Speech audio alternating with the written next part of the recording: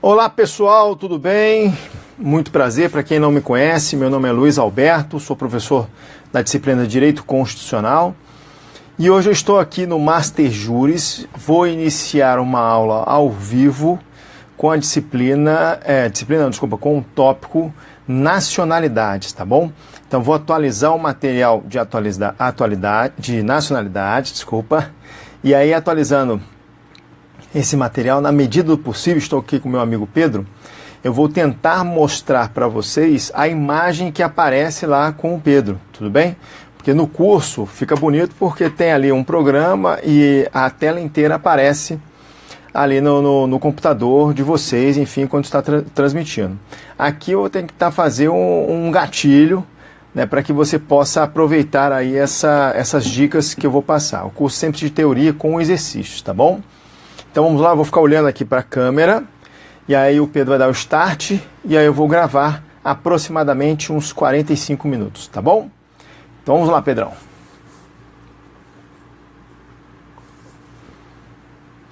Olá pessoal, seja bem-vindo ao Master Juris, muito prazer, meu nome é Luiz Alberto, sou professor da disciplina Direito Constitucional, também trabalho com a disciplina de Direitos Humanos, mas hoje aqui nós vamos trabalhar com um tópico específico do direito constitucional, um tópico muito importante e interessante, que é nacionalidade, tá bom? Então, tema nacionalidades, que está dentro dos direitos fundamentais, especificamente do artigo 12 até o artigo 13, tudo bem?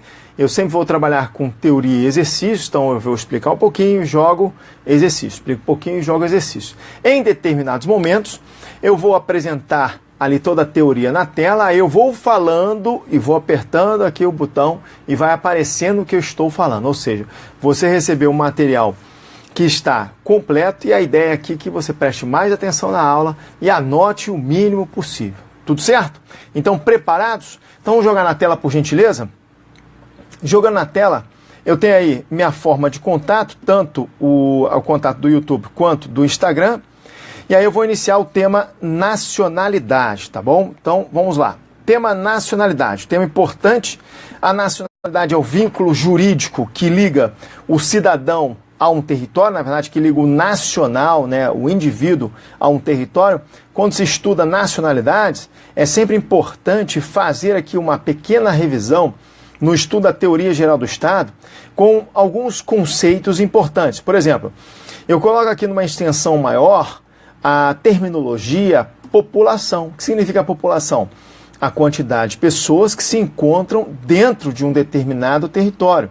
E aí não importa a nacionalidade dessa pessoa, perfeito? Então a população de um país, ela está variando a todo momento, porque em determinadas circunstâncias você tem aviões que estão decolando, saindo do país ou aterrissando, né, chegando ao país, então a população é muito variável. Então o conceito população é um conceito meramente populacional no quesito, né, de mensurar, ou seja, a quantidade de pessoas que se encontram dentro de um território. Dentro do conceito de população, nós temos o conceito de povo ou nacional. Então, foi uma esfera aqui menor, um círculo menor, para você visualizar que está dentro do conceito de população, o conceito de povo ou nacional. E todas as vezes que você vir a palavra povo ou nacional, principalmente vinculada aqui ao Brasil, você sabe que esse indivíduo, ou ele é um brasileiro nato, ou ele vai ser um brasileiro naturalizado, ok? Então, povo ou nacional é o conjunto de pessoas que possuem vínculo jurídico com um determinado país. Esse vínculo ele pode ser reforçado a partir do momento que esse indivíduo ele trabalha, ou melhor dizendo, ele atua participando nos direitos políticos, ou seja, ele vai ser denominado cidadão. Então, dentro do conceito de povo ou nacional, eu tenho aqui o conceito de cidadão. Quem é o cidadão? É o brasileiro nato ou naturalizado que exerce direitos políticos. Tudo bem? Então você tem aí nacionalidade com o conceito de população, depois eu tenho povo ou nacional, tanto faz, depois eu tenho o conceito de cidadão.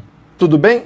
Perfeito. Aí eu vou avançar um pouquinho com vocês, como a ideia é sempre mostrar a teoria e depois trabalhar com exercícios, vamos fazer a primeira questão de prova. Olha só, primeira questão de prova na banca CESP-UNB, Técnico Científico Direito. No sistema jurídico brasileiro, os conceitos de nacionalidade e cidadania se equivalem? Olha lá, ó. Se eu voltar aqui com vocês, deixa eu só ver aqui rapidamente, se eu voltar aqui rapidinho com vocês, você vai perceber que o conceito de nacionalidade e cidadania são conceitos diferentes, ou seja, estão em dimensões diferentes. Então essa questão número 1, de cara, é uma questão que está errada. Tudo certo? Então aí, ó, viu? Muito fácil, ó, logo nessa linha introdutória do estudo da nacionalidade nós já temos questões.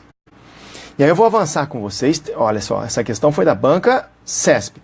Eu sempre costumo variar as questões no nosso material, tá bom? Vou trabalhar agora com a banca FGV. Então olha só a banca FGV. João, aluno do ensino médio, formulou diversas proposições a respeito dos conceitos de cidadania, nacionalidade e capacidade civil. Assinale dentre as proposições abaixo a única que se mostra correta. Perfeito. E aí vamos lá, vamos analisar qual é a resposta correta. A cidadania é requisito necessário ao alistamento eleitoral, tá certo até agora, que permite o surgimento da nacionalidade e, consequentemente, o exercício dos direitos fundamentais. Então, presta muita atenção, porque isso aqui é praticamente uma prova de interpretação de texto. A cidadania, ela é requisito para o surgimento da nacionalidade, ou primeiro surge a nacionalidade, para depois surgir a cidadania? Perfeito? Quando você tem é somente aplicado ou destinado aos cidadãos, não tem nada a ver, né? Se você for analisar, ó, só naquele desenho que eu fiz, a cidadania, ela é o último requisito que vai englobar todos os conceitos acima. Então, antes de ser cidadão, o indivíduo, ele integra a população e, consequentemente, o povo ou o nacional. Então, essa alternativa A é uma alternativa que está errada. Vamos para a alternativa B. A nacionalidade brasileira é requisito necessário à obtenção da cidadania que permite o surgimento da liberdade política e o gozo dos direitos fundamentais. Então vamos lá? Nacionalidade brasileira é requisito para a obtenção da cidadania? Certo. Que vai permitir o exercício da liberdade política e o gozo dos direitos fundamentais? Então, mais uma vez, a prova de interpretação de texto. Ou seja, o indivíduo só goza dos direitos fundamentais, ou ele só tem ali uma liberdade política se ele for nacional de um país, principalmente aqui no Brasil? Não, não tem nada a ver. Ok? Então, a alternativa B é uma alternativa que está errada. Vamos para a alternativa C. A cidadania é inerente ao Estado democrático, sendo requisito necessário ao surgimento da liberdade política e ao exercício dos direitos fundamentais. Eu sei que a cidadania, ela realmente é inerente a um Estado democrático, até aí tudo bem. Agora, a cidadania, ela é necessária para o surgimento de uma liberdade política? Olha, pode ser que para alguns doutrinadores, sim.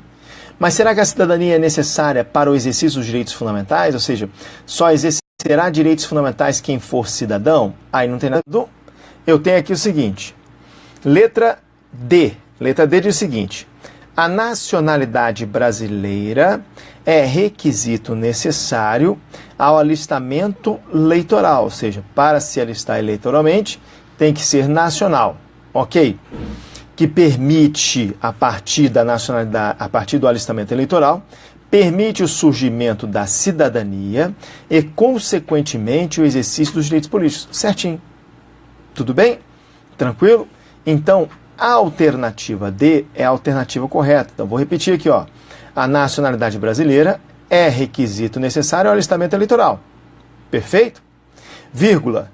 Que permite, quando eu coloco o pronome relativo, esse pronome relativo, ele faz aqui uma função de sujeito, ou seja, o alistamento eleitoral, ou seja, ele vai fazer uma interpretação anafórica, ele vai retroagir aqui, ó, alistamento eleitoral. O alistamento eleitoral permite o surgimento da cidadania? Certo. O alistamento eleitoral, ele vai também permitir, consequentemente, o exercício dos direitos políticos? Veja que aqui ocorreu uma elipse. Tudo bem? Tranquilo? Então, a alternativa D é a alternativa correta. Para vocês, ó. Tá lá, ó. Letra D. E aí, vamos lá. Letra E. A capacidade civil é requisito necessário ao surgimento da cidadania, ou seja, para ser cidadão, o indivíduo tem que ter a capacidade civil. Capacidade civil, segundo o novo Código de Processo Civil, ou melhor dizendo, segundo o Código Civil, perfeito, é a capacidade para pleitear os direitos. E a capacidade para pleitear os direitos depende aí do surgimento da cidadania? Não. Então essa alternativa é uma alternativa que está errada. Tudo bem, pessoal? Tranquilo? Então está aí. Fizemos a questão de duas questões de prova importantíssimas, sempre reforçando, quando se fala em nacionalidade, tem que revisar o conceito de população, quantidade de pessoas que se encontram dentro do nosso território, tem que revisar o conceito de povo ou, na verdade, nacional, tá? Povo ou nacional, por quê? O que isso representa? A quantidade de pessoas que têm um vínculo jurídico com um determinado país, perfeito? A nacionalidade é o vínculo jurídico que liga a pessoa a um Estado, Estado com letra maiúscula, ou seja, país. E dentro do conceito de nacionalidade que nós estudamos a cidadania, que é a capacidade eleitoral, que pode ser tanto ativa de votar ou passiva de ser votado. Isso é fato, até comprovado na nossa Constituição Federal, porque primeiro você estuda nacionalidades, do artigo 12 ao 13, para depois estudar direitos políticos, que vai do artigo 14 ao artigo 16 da nossa Constituição. Perfeito? Mas esse tema cidadania é um tema que merece um pouquinho de aprofundamento. Então, eu vou trazer aqui no material para vocês, né, reforçando o conceito de cidadania, e logo em seguida nós vamos fazer exercícios, tá bom? Então, na tela, por gentileza, analisando aqui o conceito de cidadania, nós temos o seguinte: o que é cidadania? Tá lá, sob o ponto de vista jurídico, isso é importante ser destacado, a cidadania em si, ela vai ser vinculada ao indivíduo que pertence a uma comunidade politicamente articulada. E essa comunidade politicamente organizada ou articulada, ela é chamada de Estado. Então veja lá, ó, cidadania é ligada em primeiro lugar a uma comunidade politicamente articulada, como um país. Perfeito? E o que caracteriza a cidadania? Caracteriza a cidadania a oportunidade que o indivíduo tem de participar da vida política do país. Como? Por meio de direitos e obrigações decorrentes aí do voto. Então você tem lá, ó, o indivíduo pode participar de um conjunto de direitos e obrigações que é a vida política do país. Então, para você ver como é que esse tema é importante, nós fizemos questão de prova da banca CESP, depois fizemos da FGV, e agora eu vou variar um pouquinho, vou colocar uma questão da banca VUNESP. Tá lá, ó. Banca VUNESP. Olha que interessante, né? Aí você vê ali, a tendência de necrotério policial, perfeito?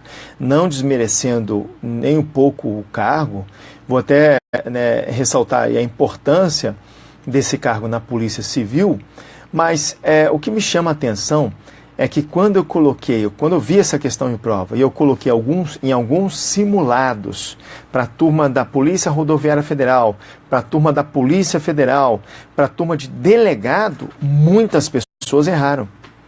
Então, olha só, é fácil agora porque eu acabei de explicar, mas veja lá, olha só que questão interessante.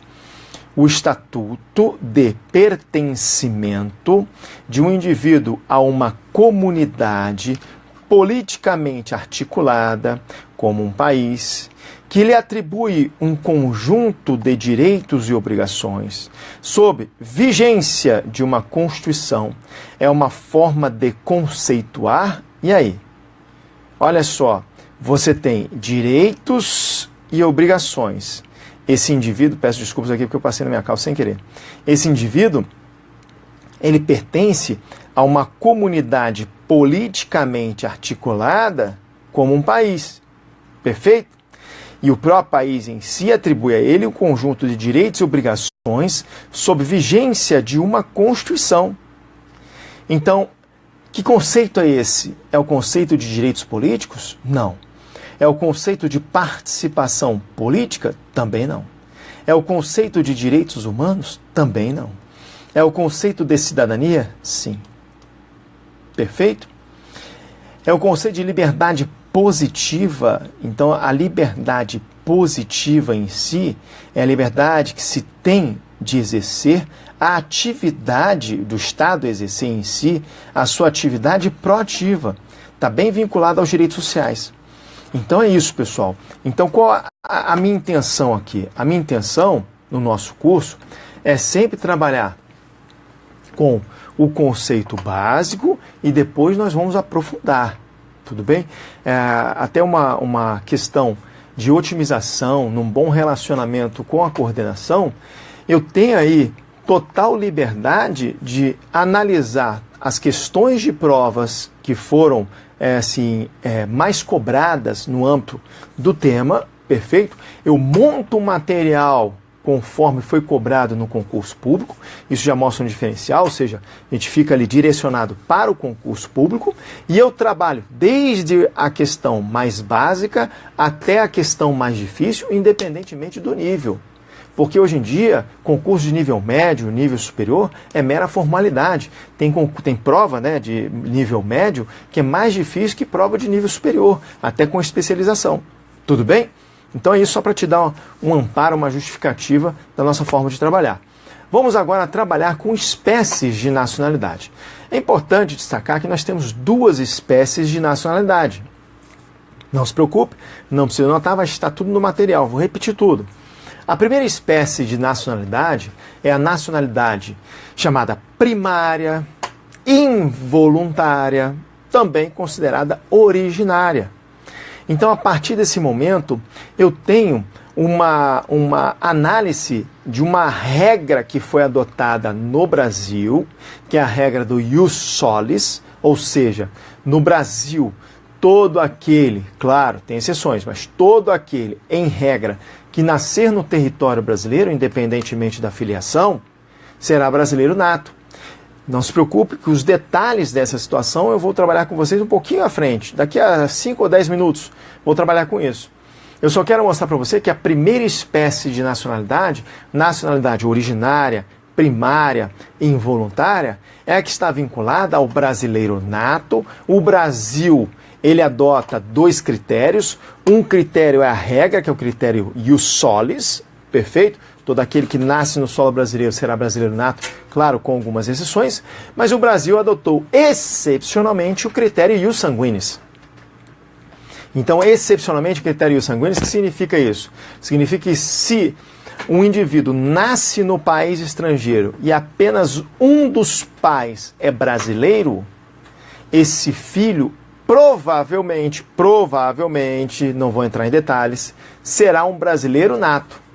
Tudo bem? Os detalhes mais à frente. Segura aí, segura. Tudo bem? Perfeito? Então eu quero mostrar para você o seguinte, vamos lá, nosso foco, concurso público. Se numa questão de prova trouxer na letra A que o critério adotado na espécie de nacionalidade originária, ou primária, ou involuntária, é o critério misto, isso na letra A. E na letra B disser que o critério da nacionalidade originária, primária e involuntária, em regra, é o ius solis e excepcionalmente o ius sanguinis, a melhor resposta é essa letra B, essa última que eu citei. Tudo bem? Cuidado com esse conceito do Brasil adotar o critério misto. Tudo bem? Se tiver essa com a melhor resposta, beleza. Mas qual seria a resposta mais correta? Que o Brasil adota na nacionalidade originária a regra do ius solis e excepcionalmente o ius sanguinis. Tudo bem?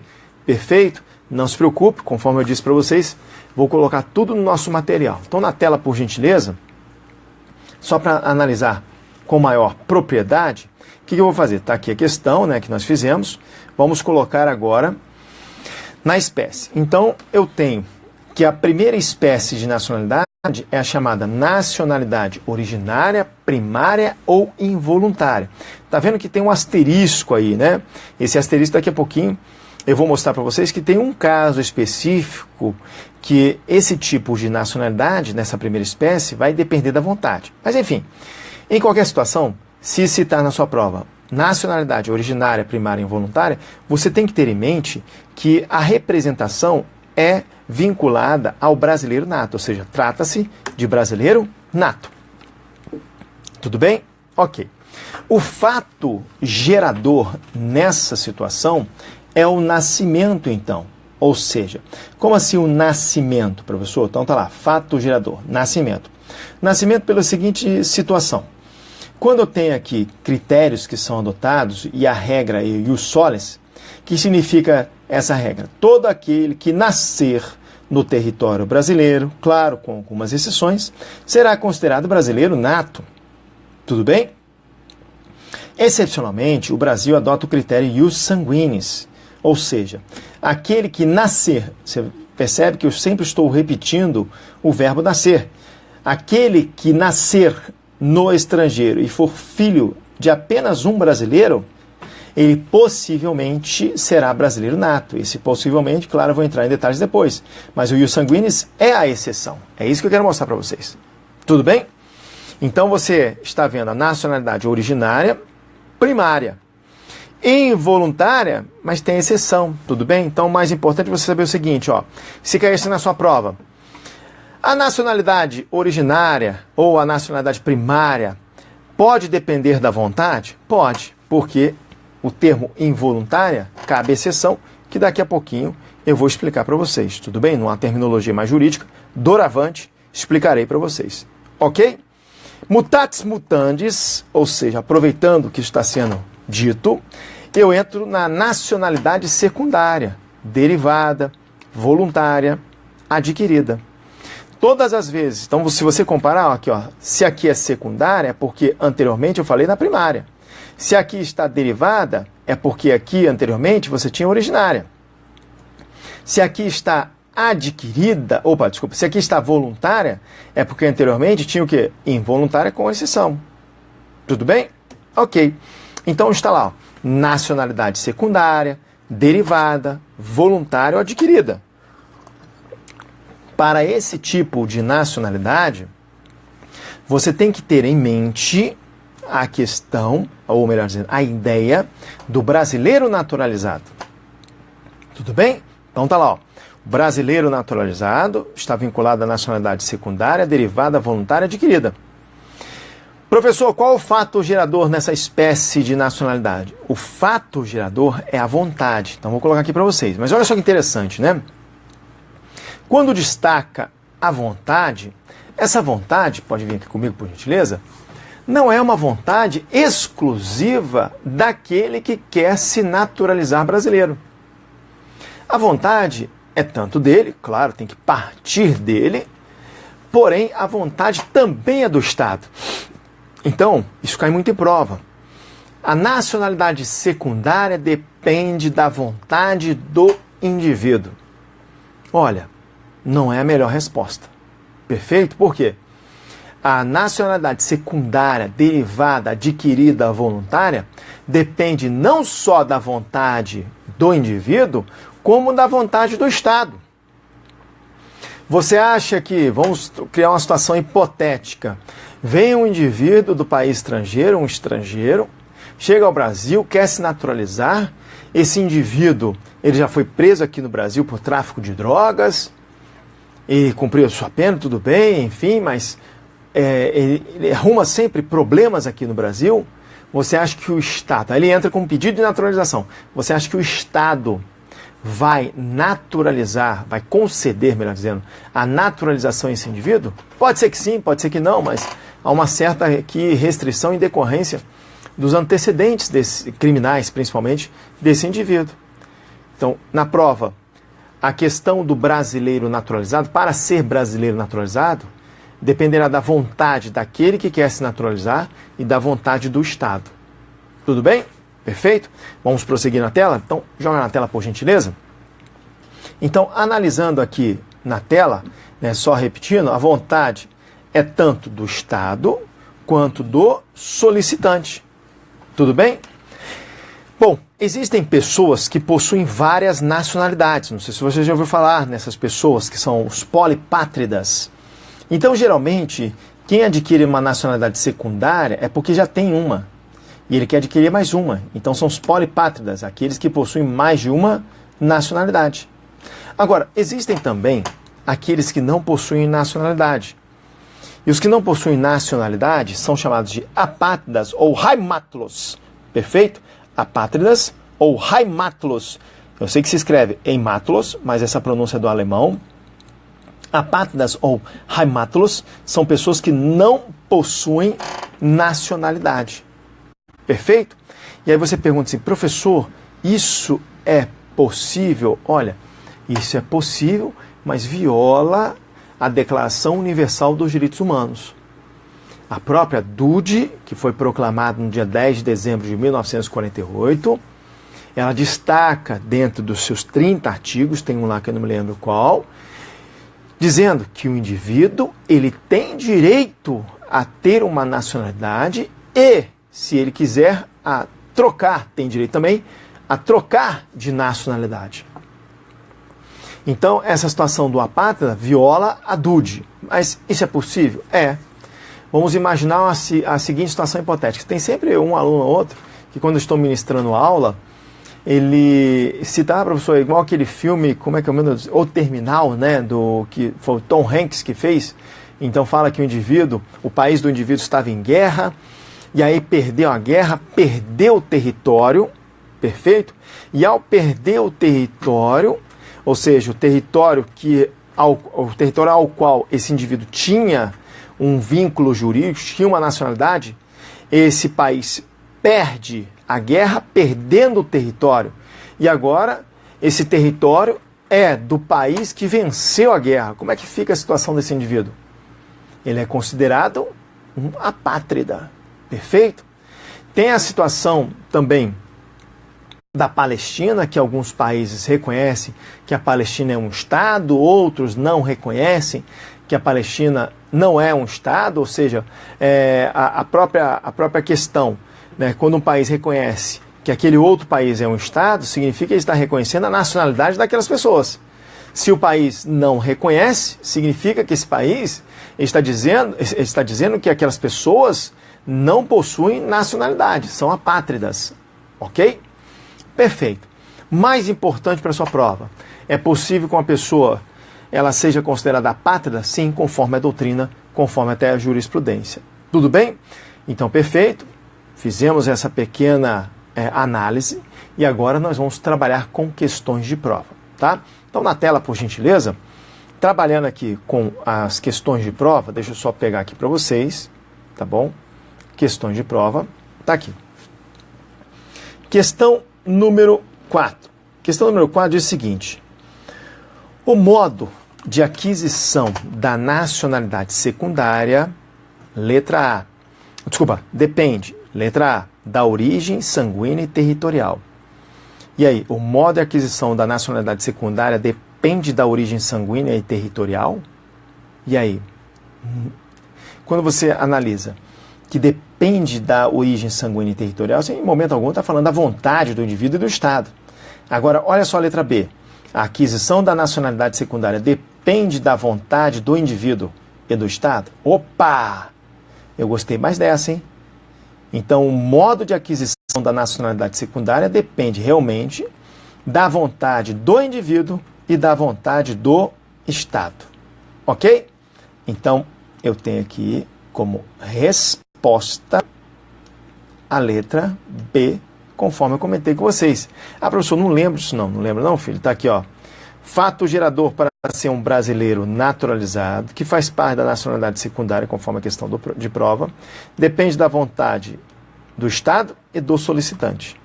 Ok? Então tá aí. Questão número 4. Agora olha só, hein? Então, questão da Fundação Carlos Chagas. Nosso material é sempre variado, tá? Tá lá.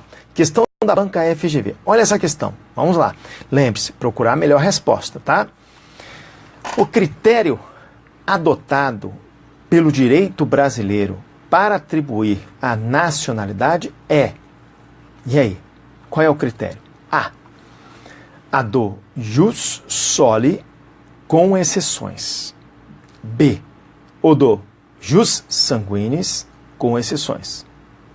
C, o do jus soli sem exceções. D, o do jus sanguinis sem exceções. E, o critério misto jus soli e jus sanguinis. E aí? Nessa questão aqui, questão da banca FGV, TCM Rio de Janeiro, o que você acha? Qual resposta você marcaria? Essa questão teve alto índice de erros, justamente por quê?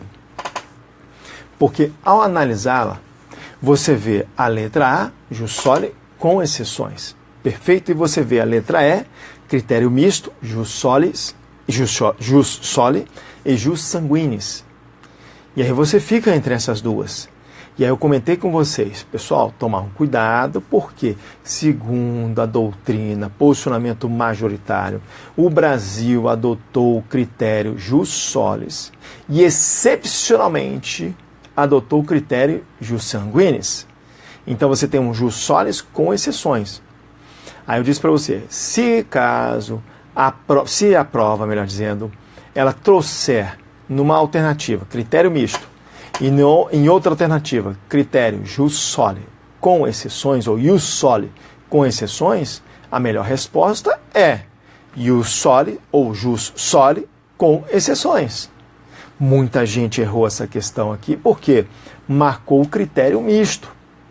E a melhor resposta, infelizmente, questão mal formulada, mas a melhor resposta é a letra A, o critério do jus soli com exceções. Então, na tela, por gentileza, vou marcar aqui para vocês.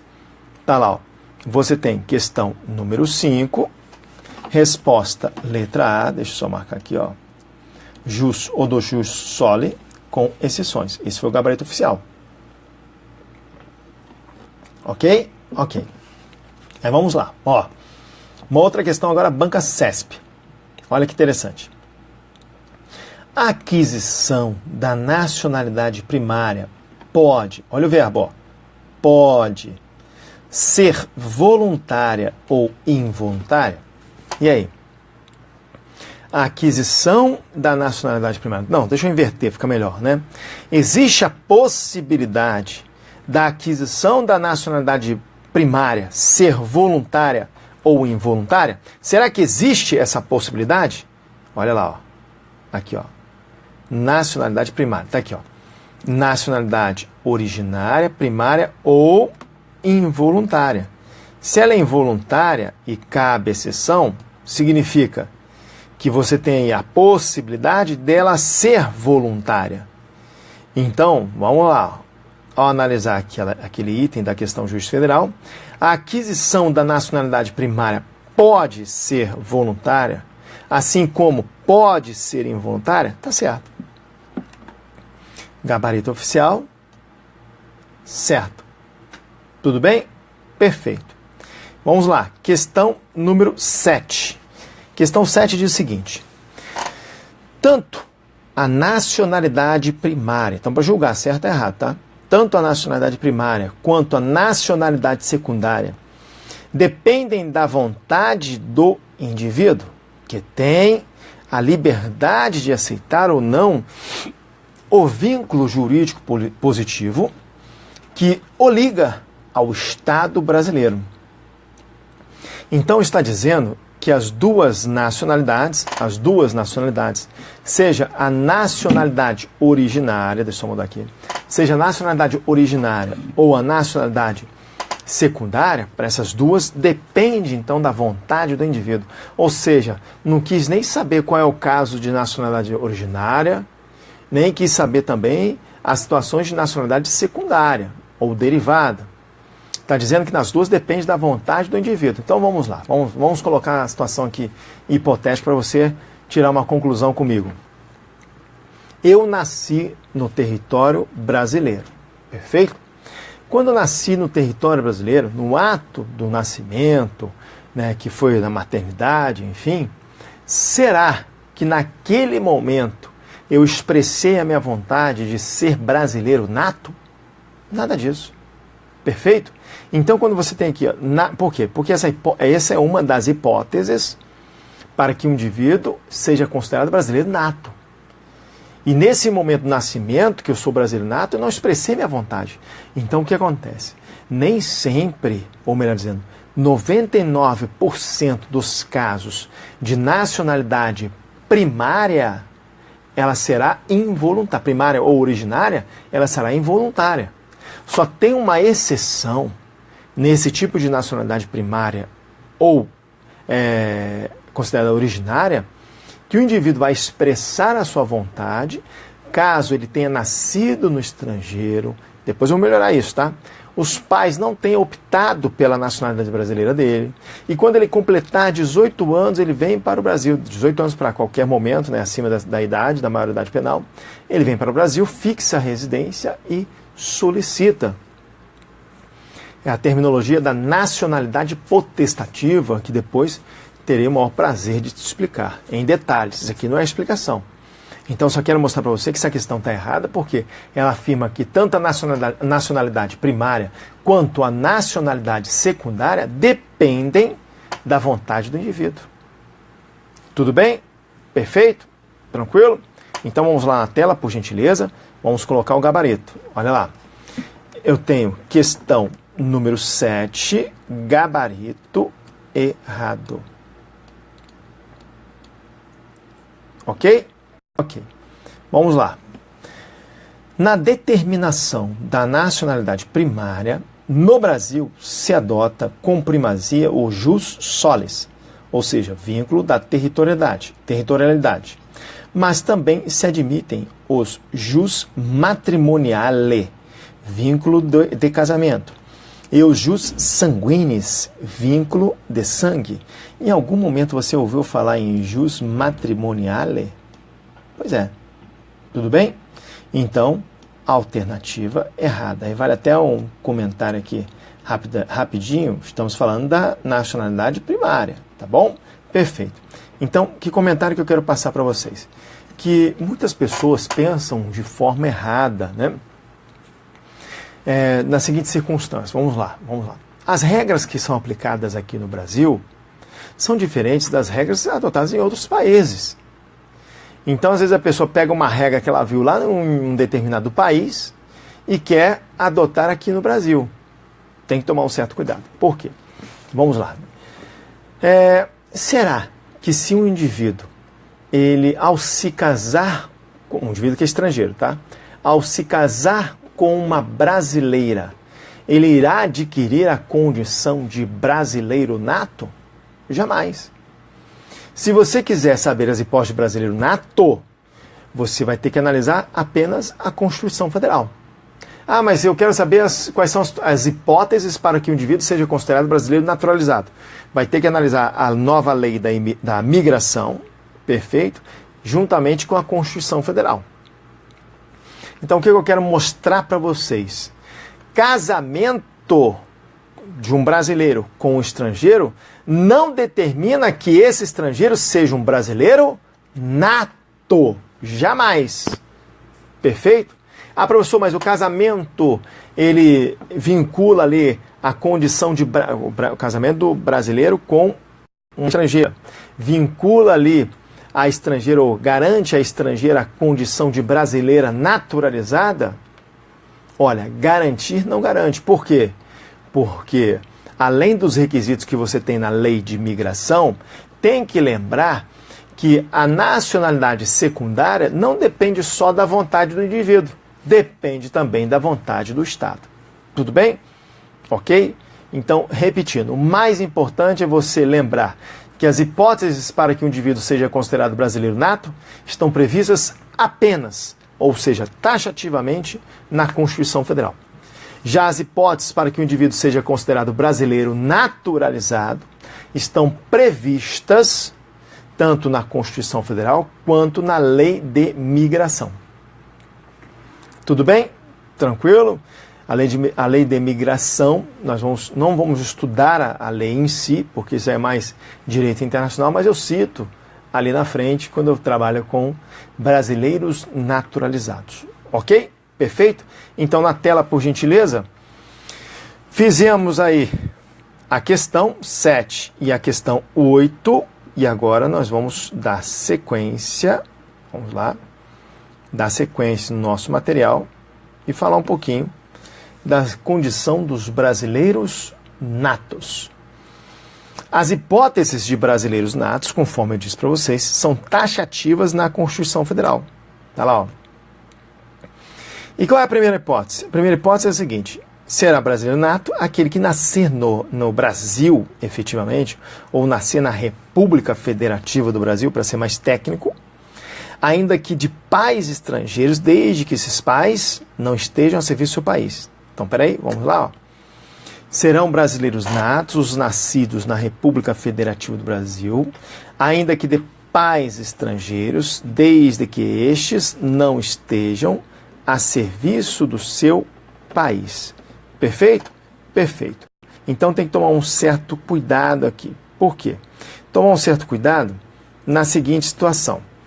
Olha só, todo aquele que nascer no território brasileiro será considerado um brasileiro nato. Isso é a regra, tudo bem? Nasceu no território brasileiro, brasileiro nato.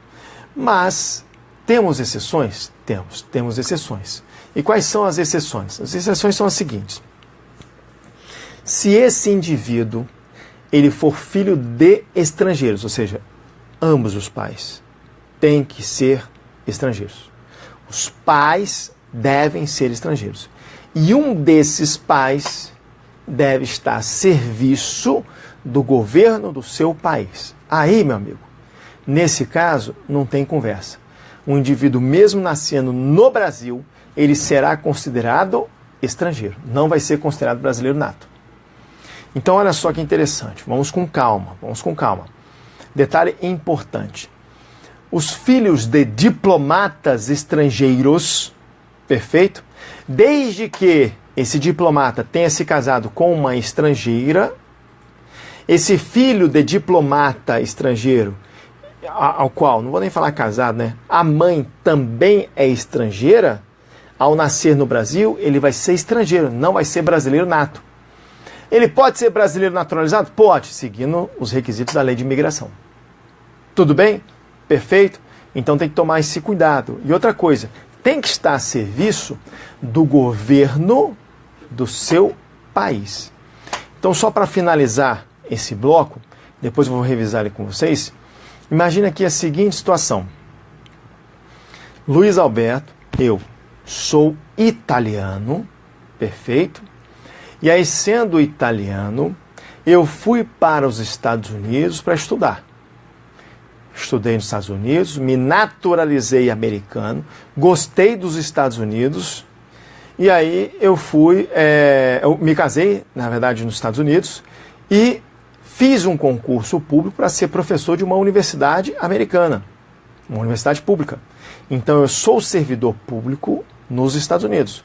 Sou americano naturalizado, italiano nato, ou seja, de origem, e trabalho para o governo dos Estados Unidos.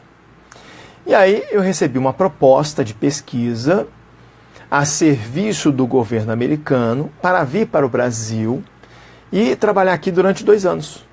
E quando eu venho para o Brasil com a minha esposa, eu tenho um filho aqui com ela. Esse filho, minha esposa é estrangeira, americana, esse filho que nasceu aqui no Brasil, sendo que eu, americano naturalizado, italiano nato, estava a serviço do governo americano, esse filho será brasileiro nato ou vai ser estrangeiro? A resposta: será brasileiro nato. Por quê? Porque, olha aí, cuidado, hein? Porque eu não estava a serviço do meu país de origem. O meu país de origem é a Itália. e não os Estados Unidos. Então essa foi a maior pegadinha de prova. Então no critério ius solis, que envolve ali a questão do brasileiro nato, nasceu no Brasil, é brasileiro nato, a exceção, se nascer no Brasil, pais estrangeiros e um deles tem que estar a serviço do governo do seu país de origem. Tudo bem? A Constituição não fala seu país, mas é seu país de origem. Isso é pacífico na doutrina, já caiu em questão de prova, depois eu vou mostrar para vocês essa questão de prova. Tá bom? Mas no próximo bloco eu vou repetir essa situação. Tudo bem, pessoal? Então vamos finalizar aqui. Muito obrigado, um forte abraço e fique com Deus. Galera do Instagram, forte abraço aí, brigadão, viu?